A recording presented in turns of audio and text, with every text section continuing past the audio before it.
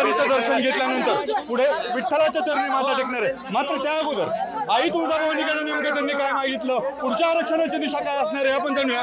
आई तुळजाभवानीच्या चरणी माथा टेकवला, काय मागणं मागितलं आणि पुढच्या आरक्षणाची दिशा कशी असणार? आईच्या चरणी एवढंच नतमस्तक होऊन मागितलं की माझ्या गोरगरिबाच्या लेकराला न्याय मिळू दे, त्यांना आरक्षण मिळू दे। खूप दुःखात आहे माझा समाज, खूप लेकरं शिकवलेत आईबापानं पण ते मोठे होत नाहीत, त्यांना नोकऱ्या लागत नाही, शिक्षण मिळत नाही, ते आरक्षण मिळू दे, शक्ती दे, बळ दे, आशीर्वाद आईचा मागितला तो मिळालाय। आणि जो कोणी म्हणत होते मराठी असे मराठी तसे निवडणुका तुम्ही कोरले आमके झाले, हेच काय आले लाखानं याच्या थोबाडात आणली नाव ठेवणाऱ्या मराठ्यांनी। एकीकडे तुम्ही नव्यानं आरक्षण लढा सुरू करताय, मात्र राज्यात सरकार स्थापन होत नाहीये, सरकारचा तेढा सुरू आहे।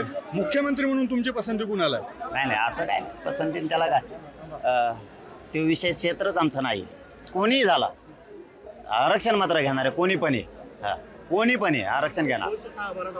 मराठा आमदार विधानसभेमध्ये बहुसंख्य जवळपास 206 आमदार आहेत, या आमदारांना तुमचा काय संदेश आहे? सगळेच आमदार मराठ्यांचेच नाही तर ओबीसीचे सुद्धा मराठ्यांनीच निवडून दिले, सगळ्यांनाच मराठ्यांचा विषय मांडावा लागणार आहे, नसता पुन्हा त्यांना पुन्हा त्या मतदारसंघात यायचं, लोकांच्या दारात जायचं तर परिणाम वाईट होते। प्रामुख्याने आता सत्ता स्थापनेचा तिढा सुरू आहे, यावर देवेंद्र फडणवीस आणि एकनाथ शिंदे यांची दोन नावं आघाडीवर आहेत।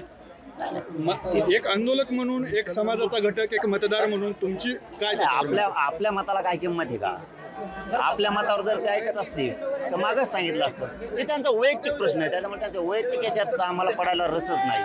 आम्ही लढणार आहेत, आम्ही सामूहिक उपोषण करणार आहेत आणि ताकदीनं मराठी लढणार। पुढचं उपोषण कुठं असेल, काय त्याचे संकेत आहेत, काय सांगाल? 100% ते अंतर्वालीतच असणारे, सामूहिक असणारे, घराघरातले मराठी सामूहिक उपोषणाला अंतर्वालीत बसणार आहेत। पण बहुतेक मुंबईत सुद्धा होऊ शकतं उपोषण, मुंबईत सुद्धा होऊ शकतं अशी शक्यता आहे बहुतेक। पण मराठा समाजाला सरकार स्थापन झाल्याच्या नंतर आम्ही आमची समाजाची राज्यातली बैठक घेणार, ठरवणार मुंबईत करायचं का अंतर्वालीत करायचं। तरी जर सरकार स्थापन झाल्यानंतर उपोषण मुंबईत असणार का अंतर्वालीत असा इशारा मनोज जरांगे पाटील यांनी दिला। आप्पासाहेब शेळके, एबीपी माझा।